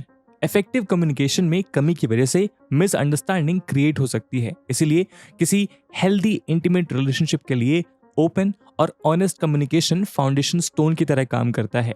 दोनों पार्टनर्स को एक दूसरे के साथ अपने डिजायर, बाउंड्रीज या किसी भी तरह के कंसर्न को डिस्कस करने में कंफर्टेबल फील करना चाहिए। अगर वो एक दूसरे की फिजिकल नीड्स को फुलफिल नहीं कर पा रहे हैं तो इसे डिस्कस करने में कोई बुराई नहीं है। पार्टनर खुलकर इस सब्जेक्ट पर बात कर सकते हैं। इसी तरह सेक्सुअल डिजायर में डिफरेंसेस के लिए कुछ सॉल्यूशंस को इंप्लीमेंट किया जा सकता है। अगर पार्टनर्स की सेक्सुअल डिजायर यानी लिबिडोज में डिफरेंस है तो उसकी अंडरस्टैंडिंग और एक्सेप्टेंस होना बेहद जरूरी हो जाता है। चैलेंजेस को फेस करने का पहला स्टेप ये है कि अपनी डिजायर को ओपनली अपने पार्टनर के साथ डिस्कस किया जाए। इसके बाद दोनों को आपस में बातचीत करके एक कॉम्प्रोमाइज सॉल्यूशन पर वर्क करना चाहिए ताकि दोनों पार्टनर्स इंडिविजुअली सेटिस्फाई हो सके। हो सकता है कि इसमें लव और डिजायर को एक्सप्रेस करने के लिए कुछ नए तरीकों के साथ एक्सपेरिमेंट करना पड़े, लेकिन ये एक्सपेरिमेंट सक्सेसफुल होने के बाद कपल्स के बीच इंटीमेसी डेफिनेटली रिबिल्ड हो सकती है। कपल्स के बीच एक्साइटमेंट और लव टाइम के साथ फीड हो जाता है, जिससे कपल्स की सेक्सुअल इंटीमेसी रिड्यूस हो जाती है। इस प्रॉब्लम को सॉल्व करने के लिए कपल्स को अपने बेडरूम में एक्टिविटीज में वैरायटी और क्रिएटिविटी को इंट्रोड्यूस करना चाहिए। इसके साथ अगर प्रिवेसी कपल्स के बीच में एक इंपॉर्टेंट चैलेंज के रूप में सामने आ रहा है तो उसके लिए भी सिचुएशन ढूंढना इंपॉर्टेंट है। शेयर्ड स्पेस के बीच भी प्रिवेसी और पर्सनल स्पेस को क्रिएट किया जा सकता है। दोनों पार्टनर्स डिस्कशन करके ऐसे रूटीन को एस्टैब्लिश कर सकते हैं जहां पर उन्हें अलोन टाइम मिल सके। बेसिकली एक दूसरे के लिए टाइम निकालना उनकी एक प्रायोरिटी होनी चाहिए। अगर कपल्स अपने प्राइवेट स्पेस में ऐसा रिलैक्सिंग एनवायरनमेंट क्रिएट कर सकें तो इससे इंटीमेसी और टुगेदरनेस रिवाइव हो सकती है। वर्क स्ट्रेस और फाइनेंशियल स्ट्रेस के चैलेंज को डील करने के लिए टीम वर्क की रिक्वायरमेंट होती है। इसे सॉल्व करने के लिए ये जरूरी है कि इंडिविजुअल्स अपने स्ट्रेस के बारे में कम्युनिकेट करें और रिस्पॉन्सिबिलिटीज को शेयर करने का विचार करें। अगर डेली रूटीन में पार्टनर्स एक दूसरे को सपोर्ट करें और परफेक्ट बैलेंस को ढूंढ सकें तो ये वर्क स्ट्रेस कभी भी इतना इफेक्टिव नहीं हो पाएगा। पास्ट रिलेशनशिप के इश्यूज और इमोशनल बैगेज भी न्यू मैरिज पर नेगेटिवली इफेक्ट डाल सकते हैं। इसके लिए कपल्स प्रोफेशनल हेल्प का रुख कर सकते हैं जहां पर इस तरह के इश्यूज को सॉल्व किया जा सकता है। इसके साथ ही कपल्स को अपने रूटीन के साथ रेगुलर चेंजेस करने चाहिए ताकि वो एक दूसरे को सूटेबल टाइम दे सकें। साथ ही कपल्स को बॉडी पॉजिटिविटी को भी इंकरेज करना चाहिए क्योंकि ये रिलेशनशिप में एक्सेप्टेंस का एटमॉस्फेयर क्रिएट करता है। इन शॉर्ट, ऑनेस्टी, एम्पैथी और क्रिएटिविटी के साथ ऐसे इश्यूज को इजीली एड्रेस किया जा सकता है। ऐसे में सवाल आता है कि क्या सच में सेक्स सक्सेसफुल मैरिज के लिए इतनी इंपॉर्टेंट चीज है या यहाँ कुछ दूसरे अनसीन फैक्टर्स भी काम कर रहे होते हैं। तो इस बात में कोई डाउट नहीं है कि रेगुलर सेक्सुअल एक्टिविटी मैरिज नाम की बिल्डिंग की मजबूती के लिए इंपॉर्टेंट इंग्रेडिएंट है। लेकिन ऐसा बिल्कुल नहीं है कि इस रेगुलर सेक्सुअल एक्टिविटी के बिना मैरिज नाम की बिल्डिंग गिर जाएगी। इस बात को और डिटेल में समझने के लिए ऐसे कपल्स का एग्जांपल लिया जा सकता है जो किन्हीं रीजंस की वजह से एक दूसरे के साथ नहीं रह पाते। अपनी ड्यूटी और रिस्पॉन्सिबिलिटीज की वजह से कई कपल्स को एक दूसरे से दूर रहना पड़ता है, लेकिन इसके बावजूद वो अपनी मैरिज को सक्सेसफुली निभा पाते हैं। इसके ठीक ऑपोजिट कई कपल्स ऐसे भी हैं जो साथ रहने के बावजूद शादी के पवित्र बंधन को निभा नहीं पाते, क्योंकि जरूरी नहीं है कि एक साथ रहकर भी आपके बीच में रिक्वायर्ड कॉम्पेटिबिलिटी एस्टैब्लिश हो सके। वहीं दूर रहकर भी लोग प्रॉपर कम्युनिकेशन के जरिए अपनी मैरिज को सक्सेसफुल बना लेते हैं। मैरिज के बाद सेक्स इंपॉर्टेंट है, बट ये सिर्फ इस कॉम्प्लेक्स रिलेशनशिप को इजी और लॉन्ग लास्टिंग बनाने का एक टूल है। असल में सक्सेसफुल मैरिज कई सारे कंपोनेंट्स पर डिपेंडेंट है, जिसमें कम्युनिकेशन, ट्रस्ट, शेयर्ड वैल्यूज और इमोशनल कनेक्शन शामिल है। इसीलिए अगर किसी मैरिज को सक्सेसफुल बनाना है तो कपल्स को इन सभी एलिमेंट्स और सेक्स के बीच परफेक्ट बैलेंस को मेंटेन करना होगा। साथ ही कपल्स को यह भी समझना चाहिए कि हर कपल यूनिक होता है और हर कपल की प्रायोरिटीज भी डिफरेंट होती है। ऐसे में शादी के बाद इमर्ज होने वाले डिफरेंट चैलेंजेस के लिए हर कपल के लिए डिफरेंट वर्किंग सॉल्यूशंस हो सकते हैं। स्पेसिफिक सर्कमस्टेंसेस और डिजायर के हिसाब से इन प्रॉब्लम्स के साथ डील किया जा सकता है ताकि हार्मोनियस और लविंग मैरिज नाम की गाड़ी जिंदगी के रास्ते पर स्मूथली दौड़ती रहे। दोस्तों, एक सक्सेसफुल मैरिज के लिए सेक्स इंपॉर्टेंट है या नहीं, इस सवाल का कोई एक सूटेबल जवाब नहीं हो सकता, लेकिन इस बात में कोई डाउट नहीं है कि सेक्स एक मैरिज में इंटीमेसी, ट्रस्ट और इमोशनल कनेक्शन को मेंटेन करने में वाइटल रोल निभाता है। साथ ही क्योंकि एक सर्टेन एज तक सेक्स ह्यूमन लाइफ की बेसिक नीड में से एक होता है, इसीलिए मैरिज के कुछ इनिशियल 10 से 12 साल में लैक ऑफ सेक्सुअल इंटीमेसी से क्रिएट हुआ वाइड पूरी मैरिज में अनसर्टेनिटी जरूर क्रिएट करने की ताकत रखता है और इवन 10-12 साल के बाद भी ये किसी मैरिज को पैशनलेस और ड्राइवलेस बना सकता है। दोस्तों, भारत में एक कहावत काफी प्रचलित है कि बच्चे भगवान का रूप होते हैं। यही कारण है कि एक बच्चे को इस दुनिया में लाना और उसे रेस करने की प्रोसेस को एक डिवाइन फीलिंग यानी दिव्य अनुभूति बताया जाता है। असल में हम एक ऐसे समाज का हिस्सा है जहां आज भी शादी के बाद बच्चे पैदा करना सबसे लॉजिकल और प्रेडिक्टेबल स्टेप माना जाता है। इसी के चलते आज भी मैक्सिमम इंडियन हाउसहोल्ड्स में शादी होते ही न्यूली मैरिड कपल्स को उनके पेरेंट्स, रिलेटिव्स, यहाँ तक कि नेबर्स भी जल्द से जल्द बच्चा पैदा करने की हिदायत देते नजर आते हैं। आमतौर पर देश के ज्यादातर कपल्स इन हिदायतों को मानकर शादी के 1, 2 या 3 साल बाद फैमिली प्लानिंग शुरू कर देते हैं। हालांकि पिछले कुछ सालों से इंडियन कपल्स के बीच एक न्यू ट्रेंड देखने को मिल रहा है जहां वो फैमिली प्लानिंग 2, 4 या 10 साल बाद नहीं बल्कि कभी करना ही नहीं चाहते। देश भर में किए गए सैकड़ों सर्वेस और इंटरव्यूज इस ओर इशारा कर रहे हैं कि आज देश में मैरिड कपल्स के कंसिडरेबल सेक्शन के लिए बच्चे पैदा करना प्रायोरिटी नहीं है। 34 वर्षीय साक्षी बताती हैं कि वो और उनके हस्बैंड शादी के 6 साल बाद भी इसीलिए चाइल्डलेस हैं क्योंकि वो इस ह्यूज कमिटमेंट और एडिशनल बर्डन के लिए अभी ना मेंटली, ना फाइनेंशियली और ना ही फिजिकली रेडी हैं। इसी तरह जतिन और रीत नाम के एक वर्किंग कपल का मानना है कि बच्चे पैदा करने का सीधा मतलब है कि उनमें से किसी एक को अपने करियर को कुछ समय के लिए सैक्रिफाइस करना होगा ताकि बच्चे का पालन पोषण अच्छे से हो सके।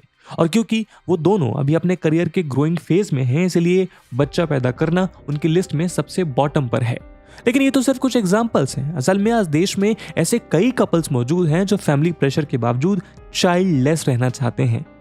अपने इस डिसीजन के लिए जहां कुछ लोग बच्चे के बाद लाइफस्टाइल में आए चेंजेस को जिम्मेदार बता रहे हैं, तो वहीं कुछ लोगों के लिए चाइल्डलेस रहना अपने आप में एक डिजायर बन गया है। यही कारण है कि आज तेजी से देश में शादी के बाद बच्चे डिले करने या फिर बच्चे ना पैदा करने वाले कपल्स की संख्या बढ़ती जा रही है। ऐसे कपल्स को 9 to 6 की कन्वेंशनल जॉब से लेकर एंटरप्रेन्योरशिप और आर्टिस्ट फील्ड में देखा जा सकता है। ऐसे लोगों की लिस्ट में आज स्टैंड अप आर्टिस्ट और राइटर वरुण ग्रोवर, बॉलीवुड एक्ट्रेस विद्या बालन से लेकर ज़ीरोधा के को-फाउंडर निखिल कामत जैसे कई नाम शामिल हैं। इसलिए दोस्तों, आज के डिस्कशन में हम इस बात पर चर्चा करेंगे कि क्या शादी के बाद बच्चे पैदा करना इतना इंपॉर्टेंट है? अगर हाँ, तो फिर क्यों देश में मैरिड कपल्स का एक सेक्शन अपनी इस सोशल ड्यूटी से दूर भाग रहा है? कौन से वो पॉसिबल रीजंस हैं जो कपल्स को एक no child at all journey पर ले जा रहे हैं? दोस्तों, आज देश में हजारों कपल्स क्यों बच्चे नहीं चाहते हैं, इसके पीछे कई सारे कारण मौजूद हैं। ऐसे कारण जो कपल टू कपल वेरी करते हैं। सबसे पहला रीजन है लाइफस्टाइल और करियर गोल्स की तरफ अपना कमिटमेंट। आज देश के बहुत से कपल्स ऐसे प्रोफेशन में इन्वॉल्व हैं जो बेहद हाई इनपुट डिमांडिंग है। साथ ही इन प्रोफेशनल में सक्सेसफुल होने के लिए इंडिविजुअल्स को काफी डेडिकेटेड होना पड़ता है। इसके चलते वो करंट सिनेरियो में ऑलरेडी इतना बिजी हो जाते हैं कि उनके पास अपने पार्टनर को देने के लिए रिक्वायर्ड टाइम होता ही नहीं है। और ये बात मेल और फीमेल दोनों पर इक्वली इंपोज होती है। उदाहरण के लिए एक डॉक्टर का work day to day life के 60 to 70% आवर्स डिमांड करता है। इस दौरान कई ऐसे मौके आते हैं जब डॉक्टर अपनी फैमिली को रिक्वायर्ड टाइम नहीं दे पाते। ऐसे में अगर डॉक्टर अपनी फैमिली को प्रायोरिटाइज करें तो इसकी पॉसिबिलिटी काफी ज्यादा है कि उससे उनके वर्क पर इफेक्ट पड़ेगा। इसी तरह की सिचुएशन से खुद को बचाने के लिए कई कपल्स बच्चे पैदा नहीं करना चाहते हैं क्योंकि उनका मानना है बच्चे को रेस करने में जो टाइम और एनर्जी रिक्वायर्ड होती है उससे उनकी लाइफस्टाइल और करियर गोल्स दोनों ही नेगेटिवली इफेक्ट होते हैं। दूसरा रीजन है फाइनेंशियल कंस्ट्रेंट्स। बच्चों को रेस करने के दौरान पड़ने वाले फाइनेंशियल बर्डन बच्चे पैदा करने के डिसीजन को इन्फ्लुएंस करने में एक सिग्निफिकेंट फैक्टर बन रहा है। चाइल्ड केयर, एजुकेशन और हेल्थ केयर कॉस्ट सब्सटेंशियल हो सकती है और बहुत सारे लोग फाइनेंशियल स्टेबिलिटी को मेंटेन करने के लिए बच्चा पैदा नहीं करने का डिसीजन ले रहे हैं। इसके साथ ही लोग अपने रिसोर्सेस को लाइफ के दूसरे एस्पेक्ट में खर्च करना चाहते हैं, जैसे ट्रैवल करना या फिर किसी हॉबी की प्रोफेशनल स्किल्स को सीखना एक्सेट्रा। वहीं बच्चे अपने साथ कई फाइनेंशियल रिस्पॉन्सिबिलिटीज एक कपल की लाइफ में लेकर आते हैं। ऊपर से हाई एजुकेशन फीस, बच्चों की कॉस्टली रिक्वायरमेंट्स जैसे गैजेट्स, क्लोथ्स एक्सेट्रा, इन सभी चीजों के दाम आज आसमान छू रहे हैं। इन्फ्लेशन के इस दौर में बच्चों को अच्छे से रेस करना काफी एक्सपेंसिव अफेयर हो गया है जो फैमिलीज को फाइनेंशियल स्ट्रेस में डाल सकता है। इसी तरह आज कपल्स अपनी फ्रीडम और ऑटोनॉमी के लिए भी बच्चे पैदा करने से दूर भाग रहे हैं। अगर कपल्स के पास फ्रीडम है तो वो आज स्पॉन्टेनियस डिसीजन ले सकते हैं, जब मन चाहे वहां ट्रैवल कर सकते हैं। इन शॉर्ट, बिना बच्चों के एक अनस्ट्रक्चर्ड लाइफ को जीना आसान है, लेकिन बच्चे होने के बाद कुछ कपल्स के लिए फ्रीडम खत्म हो जाती है, क्योंकि बच्चे अपने साथ हजारों सीन और अनसीन रिस्पॉन्सिबिलिटीज लेकर आते हैं, जिसके चलते उन्हें अपनी लाइफस्टाइल के साथ भी कॉम्प्रोमाइज करना पड़ता है। इसलिए कपल्स बच्चे ना पैदा करने या लेट पैदा करने का डिसीजन लेते हुए अपनी इंडिपेंडेंस को चेरिश करने और लाइफ को अपने टर्म्स पर जीना चाहते हैं। सिमिलरली कुछ कपल्स का मानना है कि बच्चे होने के बाद दो कपल्स एक दूसरे से ना चाहते हुए भी दूर हो जाते हैं, जहां माँ का सारा समय बच्चे की देख रेख में गुजरने लगता है। इसकी वजह से वो अपने पार्टनर के साथ क्वालिटी टाइम स्पेंड नहीं कर पाते। ये इशू लॉन्ग रन में कपल्स के बीच एक रिफ्ट भी क्रिएट कर सकता है और इसीलिए वो बच्चे पैदा करने को अवॉइड कर देते हैं। इसी तरह आज बहुत सारे कपल्स ऐसे भी हैं जिनको पेरेंटिंग रिस्पॉन्सिबिलिटीज का फियर है, क्योंकि चिल्ड्रन को रेज करना एक लाइफ लॉन्ग कमिटमेंट है। इसे एक बार कमिट करने के बाद उसे ब्रीच नहीं किया जा सकता। कुछ इंडिविजुअल्स को यह भी डर है कि उनके पास बच्चे को रेज करने के लिए रिक्वायर्ड स्किल्स, पेशेंस या इमोशंस नहीं है। कपल्स के बीच यही डर फैमिली शुरू करने के आइडिया के लिए काफी बड़ा हिंड्रेंस बना रहा है। उदाहरण के लिए चाइल्ड केयर की रिस्पॉन्सिबिलिटी बेहद डिमांडिंग और स्ट्रेसफुल हो सकती है। इस रिस्पॉन्सिबिलिटी को फुलफिल करने के लिए सबसे अर्लीस्ट और मोस्ट इंटेंस चैलेंज जो पेरेंट्स फेस करते हैं वो है स्लीप डिप्रिवेशन। न्यूबॉर्न चिल्ड्रन को फ्रीक्वेंट फीडिंग और डायपर चेंजेस जैसी चीजों की रिक्वायरमेंट होती है, जो कई बार पेरेंट्स के स्लीप पैटर्न को डिस्टर्ब कर देती है।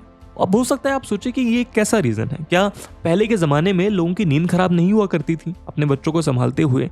लेकिन मैं आपसे कहूंगा कि हमारे पेरेंट्स या उनके पेरेंट्स के समय बच्चे पैदा ना करने जैसा कोई विचार भारतीय समाज में एग्जिस्ट नहीं करता था, और उसका एक मेजर कारण फैमिली सपोर्ट था। उस दौरान बच्चे होने के बाद कपल्स के स्लीप पैटर्न डिस्टर्ब होने जैसी समस्याएं इतनी सीवियर नहीं थी, क्योंकि लोग जॉइंट फैमिली में रहा करते थे। बच्चे की देखरेख के सारे काम दादा दादी, चाचा चाची और माँ बाप के बीच डिस्ट्रीब्यूट हो जाया करते थे, जो किसी एक इंडिविजुअल पर बर्डन नहीं डालता था। लेकिन अब बच्चों को रेस करने का यही प्रेशर कपल्स को पेरेंटिंग से दूर ले जा रहा है। चिल्ड्रन को रेस करने में ऐसे ही एक और इम्पॉर्टेंट चैलेंज है बच्चों के लिए बाउंड्री सेट करना और डिसिप्लिन को मेंटेन करना। पेरेंट्स को रूल सेट करने और बच्चों को नर्चर करने के बीच एक बैलेंस बनाना जरूरी होता है, वरना बच्चों और पेरेंट्स के बीच लविंग रिलेशनशिप पर इम्पैक्ट पड़ सकता है। इसलिए चिल्ड्रन को गाइड करते समय कंसिस्टेंसी और क्लियर कम्युनिकेशन जैसी चीजों की जरूरत होती है। लेकिन आज कपल्स के लिए वर्क लाइफ से समय निकालकर इस तरह क्लियर कम्युनिकेशन करना बहुत मुश्किल हो गया है। सिमिलरली फिजिकल हेल्थ और वेलबींग भी कपल्स के बीच बच्चे पैदा नहीं करने का एक इंपॉर्टेंट रीजन बनता जा रहा है। ऐसे कपल्स जो किसी ट्रॉमा को एक्सपीरियंस कर चुके हैं या लॉन्ग टाइम तक मेंटल हेल्थ इश्यूज से गुजर रहे हो, उनके लिए बच्चे पैदा करने से ज्यादा जरूरी है उनकी खुद की वेलबींग को इंपॉर्टेंस देना। इतना ही नहीं, कई कपल्स अपने खुद के अपीयरेंस को लेकर काफी चिंतित होते हैं और उन्हें डर है कि बच्चा होने के बाद क्या वो अपनी बॉडी में आए चेंजेस को एक्सेप्ट कर पाएंगे या फिर नहीं। असल में बच्चे को बर्थ देने के बाद फीमेल की बॉडी में बहुत सारे चेंजेस आते हैं। खास करके फीमेल को अपनी बॉडी में वेट गेन जैसी प्रॉब्लम्स को फेस करना पड़ता है। ऐसे में जो फीमेल्स अपने फिगर और फिजिकल हेल्थ को लेकर काफी कॉन्शियस होती हैं, उनके लिए बच्चे पैदा करने का डिसीजन काफी बड़ा और एटलीस्ट कंसिडरिंग हो सकता है। इसके अलावा कई लोग ऐसे होते हैं जो ऐसे बैकग्राउंड से आते हैं जहां उन्होंने एब्यूजिव फैमिली को एक्सपीरियंस किया होता है। ऐसे में वो बेहद कॉशियस रहते हैं और सोचते हैं कि अगर उनका बच्चा दुनिया में आया तो कहीं उसे भी ऐसा फेस ना करना पड़े। इस तरह के पास्ट एक्सपीरियंस भी कपल्स के लिए बच्चा पैदा ना करने का एक बड़ा रीजन बन जाते हैं। यानी बच्चे पैदा ना करने के रीजंस काफी डाइवर्स हैं, जो person to person, couple to couple vary करते हैं। दोस्तों, पेरेंटिंग अपने आप में एक रिवॉर्डिंग लेकिन कॉम्प्लेक्स जर्नी है जो अनेक चैलेंजेस से भरी हुई है।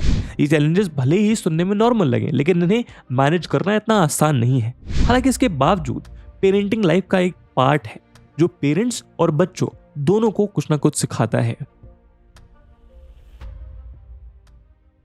दोस्तों, मैरिज दो इंडिविजुअल्स के बीच एक बेहद पवित्र बंधन है और इस बात में कोई शक नहीं है कि इस बंधन को और मजबूत करने में एक बच्चा काफी महत्वपूर्ण भूमिका निभाता है। यही वो प्राइमरी रीजन है जिसकी वजह से मेजॉरिटी ऑफ द कपल्स के पेरेंट्स चाहते हैं कि उनके बच्चे शादी के बाद जल्द से जल्द फैमिली प्लानिंग शुरू कर दें। असल में फैमिली बिल्ड करने का ये आइडिया हमारे सोसाइटी के ट्रेडिशंस में बहुत डीपली इंग्रेव्ड है, क्योंकि बच्चे ना सिर्फ फैमिली की लेगेसीज को कैरी करते हैं बल्कि पेरेंट्स को सेंस ऑफ पर्पस और फुलफिलमेंट भी प्रोवाइड करते हैं। साथ ही शादी के बाद बच्चों का दूसरा सिग्निफिकेंस है कि वो मैरिज बॉन्ड में इमोशनल फुलफिलमेंट का यूनिक फॉर्म लेकर आते हैं। बच्चे पेरेंट्स के बीच में ऐसा बॉन्ड क्रिएट करते हैं जो 90% केसेस में एकदम अटूट होता है। अपने बच्चे के पहले कदम को देखने से लेकर उनकी खिलखिलाती हंसी को सुनना दो कपल्स के बीच उन मोमेंट्स को क्रिएट करता है जो इमोशनली उन्हें और क्लोज लेकर आते हैं। ये मोमेंट्स पेरेंट्स को सेटिस्फैक्शन की फीलिंग देने के साथ साथ उनके बीच एक स्ट्रॉन्ग कनेक्शन को भी स्टैब्लिश करते हैं। कई कपल शादी के बाद बच्चे इसलिए भी चाहते हैं ताकि ओल्ड एज में वो उनके लिए जीने का सहारा बन सकें, क्योंकि जैसे कपल्स की एज बढ़ती है वैसे ही उन्हें फिजिकल और इमोशनल कंपेनियनशिप और सपोर्ट की जरूरत होती है और कपल्स चाहते हैं कि उनके बच्चे उनके लिए सपोर्ट बने। हालांकि फॉरेन कंट्रीज में इंडिया से एकदम ऑपोजिट कल्चर एग्जिस्ट करता है, जहां बच्चे बड़े होने के बाद पेरेंट्स से सेपरेट हो जाते हैं। सेपरेट होने के बाद बच्चे और पेरेंट्स अलग रहते हैं और ओल्ड एज में भी पेरेंट्स को खुद ही केयर अपने आप करनी होती है। इसलिए अगर फॉरेन में फैमिली बच्चे ना पैदा करने का डिसीजन ले तो ये उनकी लाइफ में कुछ खास इफेक्ट नहीं डालता, लेकिन इंडिया में जॉइंट फैमिली का कॉन्सेप्ट एग्जिस्ट करता है, जहां सेटल होने के बाद भी बच्चे और पेरेंट्स एक साथ ही रहते हैं। ऐसे में ओल्ड एज में पेरेंट्स की केयर करने की जिम्मेदारी बच्चे ही उठाते हैं और इसीलिए इंडिया में लोग शादी के बाद बच्चे करना प्रेफर करते हैं। इसके अलावा कपल्स की लाइफ में बहुत सारे चैलेंजिंग मोमेंट्स भी आते हैं जब उनके बीच में तकरार हो सकती है। ऐसे में बच्चे कॉमन पिलर का काम करते हैं और दोनों पार्टनर्स के बीच हार्मनी को स्टैब्लिश कर सकते हैं, क्योंकि कपल्स के लिए उनके बच्चे अपने प्यार को रिमाइंड करने का भी एक मीडियम प्रोवाइड कर सकते हैं। इंडियन कॉन्टैक्ट में देखा जाए तो कपल्स बच्चों को वैल्यूज और ट्रेडिशंस को पास करने के लिए भी रेस करते हैं। उदाहरण के लिए बहुत सारे बिलीव्स, कल्चर और हेरिटेज होती हैं जो पेरेंट्स आने वाली जनरेशन को देना चाहते हैं। ऐसे में चिल्ड्रन इन फैमिली वैल्यूज और ट्रेडिशंस को कैरी कर सकते हैं और आने वाली जनरेशन को भी पास करते हैं। इसी तरह से फैमिली की लेगेसी कंटिन्यूअसली ग्रो होती है और फैमिली का अस्तित्व भी बना रहता है। शादी के बाद बच्चे को रेस करना कपल्स के लिए एक शेयर्ड जर्नी को भी क्रिएट करता है। इस प्रोसेस में कपल्स एक साथ काम करके डिसीजन लेते हैं, कॉन्फ्लिक्ट्स को रिजॉल्व करते हैं और सक्सेस को सेलिब्रेट करते हैं। ये शेयर्ड रिस्पॉन्सिबिलिटी शादी के बंधन में कम्युनिकेशन और टीम वर्क को बढ़ाने का काम करती है। लेकिन ये भी एक रियलिटी है कि बच्चों की इंपॉर्टेंस सभी कपल्स पर लागू हो, क्योंकि बच्चे करना या ना करना आज एक पर्सनल चॉइस बन गया है। दोस्तों, शादी के बाद बच्चे इंपॉर्टेंट हैं या नहीं, इसके जवाब जानने के लिए हमें दो सिनेरियोज को समझना होगा। सबसे पहले वो सिनेरियो है जहां कपल्स बच्चे पैदा ही नहीं करना चाहते हैं। उन कपल्स को इससे रिलेटेड कोई भी सजेशन देना जस्टिफाइड नहीं होगा, क्योंकि बच्चे पैदा करना बेहद पर्सनल चॉइस है। ऐसे में कपल्स अगर बच्चे पैदा नहीं करना चाहते हैं तो वो ऐसा करने के लिए इंडिपेंडेंट है। इसलिए एज ए सोसाइटी हमें ऐसे कपल्स के डिसीजन पर कमेंट करने या किसी तरह उन पर बच्चा पैदा करने के सोशल नॉर्म्स को इम्पोज नहीं करना चाहिए। दूसरे सिनेरियोज ऐसे कपल्स के साथ जुड़ा है जो बच्चा पैदा करना चाहते हैं, लेकिन वो इस प्रोसेस को रिस्पॉन्सिबिलिटीज, करियर ग्रोथ या लाइफस्टाइल रिलेटेड इश्यूज की वजह से डिले कर रहे हैं। ऐसे में इस तरह के कपल्स प्लानिंग के साथ अपनी चॉइस और सोशल नीड के बीच एक बैलेंस बना सकते हैं, क्योंकि बच्चों के बिना इस सामाजिक तंत्र को चलाना मुमकिन नहीं है। उदाहरण के लिए अगर कोई कपल सिर्फ इसलिए बच्चा पैदा नहीं कर रहे हैं क्योंकि वो पेरेंटल ड्यूटीज या अपनी स्लीप साइकिल डिस्टर्ब होने जैसे फैक्टर से डर रहे हैं, तो उस तरह की डिफिकल्टीज को फैमिली एंड फ्रेंड्स की मदद से रिजॉल्व किया जा सकता है। दोस्तों, शादी के बाद चाइल्ड की इंपॉर्टेंस कई सालों से एक डिबेटेबल टॉपिक रहा है। एक तरफ जहां ये रिकॉग्नाइज करना इंपॉर्टेंट है कि हर कपल की जर्नी यूनिक है और इसीलिए हर इंडिविजुअल चॉइस की रिस्पेक्ट होनी चाहिए, वहीं दूसरी तरफ ये भी क्लियर है कि चिल्ड्रन का शादी और उसके रिलेशन पर एक सिग्निफिकेंट इम्पैक्ट देखा जाता है। बच्चे एक मैरिटल रिलेशनशिप में इमेंस जॉय और फुलफिलमेंट की फीलिंग ला सकते हैं, जो पेरेंट्स के बीच में बॉन्ड को स्ट्रांग करता है। इसके साथ ही चिल्ड्रन पर्सनल ग्रोथ को भी इंकरेज करते हैं और पार्टनर्स के बीच में इमोशनल कनेक्शन को भी गहरा बनाते हैं। सिर्फ इतना ही नहीं, अगर बच्चे एक स्टेबल और लविंग मैरिटल एनवायरनमेंट में रेस किए जाते हैं तो ये पार्टनर्स के लिए भी बेनिफिशियल होता है, क्योंकि ये दोनों के फ्यूचर रिलेशनशिप और वेलबींग के लिए सॉलिड फाउंडेशन की तरह काम करता है। इसी तरह अगर किसी कपल के बच्चे ना पैदा करने का सोल रीजन सिर्फ ये है कि वो अपनी करंट फाइनेंशियल सिचुएशन के साथ बच्चे नहीं चाहते हैं, ऐसे केसेस में कपल्स को सिर्फ प्रॉपर प्लानिंग की जरूरत है। ऐसे कपल्स स्मॉल गोल्स को सेट करके अपने फाइनेंशियल ऑब्जेक्टिव्स को अचीव कर सकते हैं, अपनी सेविंग्स पे ज्यादा फोकस करते हुए बाकी अननेसेसरी जगहों से अपने एक्सपेंसेस को कट कर सकते हैं, ताकि बच्चे को दुनिया में लाने से पहले वो फाइनेंशियली कॉन्फिडेंट हो और खुद को साउंड रख सकें। सिमिलरली, सिर्फ लाइफस्टाइल चेंज या बॉडी चेंज जैसे फियर्स की वजह से बच्चे ना पैदा करने की सोच रखने वाले कपल्स भी प्रोफेशनल काउंसलिंग की मदद से अपने डिसीजन को रीथिंक कर सकते हैं, क्योंकि आपकी लाइफ में बच्चे हो या ना हो, परिवर्तन प्रकृति का नियम है। जिससे बचा नहीं जा सकता। जैसे जैसे आपकी उम्र बढ़ती है वैसे वैसे बॉडी में चेंजेस आना या लाइफस्टाइल का चेंज होना कॉमन होता है। ऐसे में सिर्फ इस वजह से बच्चे पैदा ना करने की सोच रखने वाले कपल्स भी इस आइडिया को और एक्सप्लोर कर सकते हैं। हालांकि इन सब के बावजूद ये समझना इंपॉर्टेंट है कि चिल्ड्रन होने का डिसीजन पर्सनल होता है और ये डिसीजन डिजायर्स और सिचुएशन पर डिपेंड करता है। सभी मैरिजेस को सक्सेसफुल और फुलफिलिंग होने के लिए बच्चों की जरूरत नहीं होती। इसका कारण यह है कि बच्चों की वजह से पेरेंट्स के ऊपर बहुत सारी रिस्पॉन्सिबिलिटीज और चैलेंजेस आते हैं और ये जरूरी है कि हर कपल इन रिस्पॉन्सिबिलिटीज और चैलेंजेस को लेने के लिए रेडी हो। इसलिए बच्चे होने या ना होने से ज्यादा इंपॉर्टेंट है कि कपल्स ओपनली कम्युनिकेट करें और ये इंश्योर करें कि उनके डिसीजंस, वैल्यूज, गोल्स और सर्कमस्टेंसेस साथ अलाइन करते हों। बच्चे शादी का पार्ट है या नहीं, इससे ज्यादा ये जरूरी है कि पार्टनर्स के बीच लव और कमिटमेंट हो, क्योंकि यही क्वालिटीज एक सक्सेसफुल और एंड्योरिंग मैरिटल रिलेशनशिप का फाउंडेशन है। हम ये कह सकते हैं कि बच्चे के बिना भी शादी डीपली फुलफिलिंग हो सकती है और बच्चे का ना होना पार्टनरशिप की वैल्यू को कम नहीं करता। लेकिन हो सकता है कि किसी कपल में बच्चे के आने से उनका रिलेशनशिप और ज्यादा फ्लरिश करे, उनके बीच में प्यार और ज्यादा बढ़े। तो अगेन ये एक बेहद स्पेसिफिक और पर्सनल चॉइस है। हालांकि इस वीडियो में हमने उसके बेनिफिट्स और उसके नेगेटिव्स दोनों को डिस्कस किया है। तो दोस्तों आज हमारे इस वीडियो में हमने मैरिजेस से जुड़े वेरियस प्रॉब्लम्स और फैक्टर्स को जाना जो इस हजारों साल पुराने इंस्टीट्यूट के फाउंडेशन को कमजोर बना रहे हैं। आप कमेंट करके बताइएगा कि कैसी लगी आपको ये मैराथन और आने वाले वीडियोस में आप किन टॉपिक्स पर और भी मैराथन देखना चाहेंगे। इसी के साथ आज के वीडियो को हम यही समाप्त करते हैं। आई होप आपको वीडियो पसंद आई होगी और अगर पसंद आई है तो अपने दोस्तों के साथ शेयर करना मत भूलिएगा। हम मिलते हैं अगले वीडियो में, तब तक के लिए जय हिंद, जय भारत। स्टडी IQ IAS अब तैयारी हुई अफोर्डेबल।